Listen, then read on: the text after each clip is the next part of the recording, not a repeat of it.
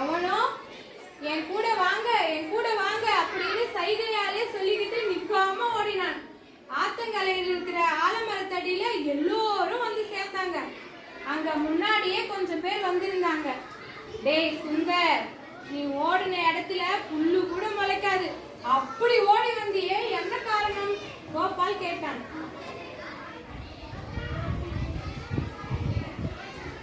நான் பார்க்கும் பொழுது இந்த பீட்டரும் ஓடிட்டு இருந்தான்.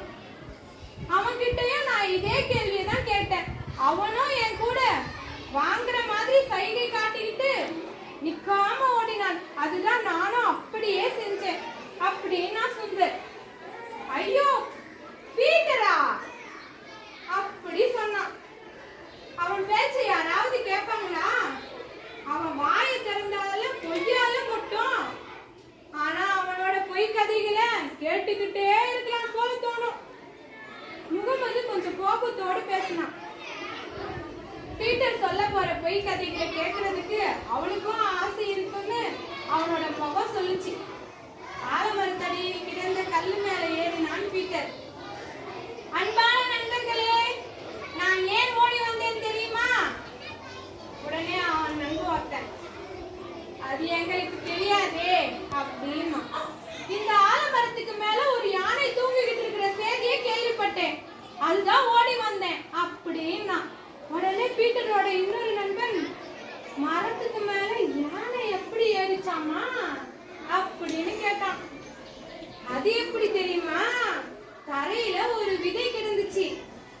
அது வழியா வந்த யானை அந்த விதை மேல படுத்து தூங்கிருச்சு. விதை முளைச்சி பெரிய மரமாச்சு.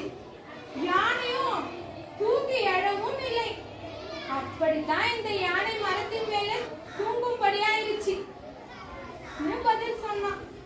பரவாயில்லை, நீ நல்லா தான் கப்சா விடுற. அந்த புழுகு ஆகாச புழுகுன்னு கேட்டிருக்கேன். ஆனா ஒன்ன மாதிரி பொய் கதை சொல்றேன்னு நான் என் வாழ்க்கையிலே பார்த்ததில்லை. மணிவண்ணன் பீட்டரோட திறமைய பாராட்டி பேசினான். அதை கேட்டதும் பீட்டருக்கு இன்னும் உற்சாகம் பொங்குச்சு. இப்பொழுது இந்த மரத்தை பாருங்க, மரத்தோட உச்சியை பாருங்க. யானை தூங்கிட்டு இருக்கா? இல்லையே, அந்த யானை எங்க போச்சு தெரியுமா?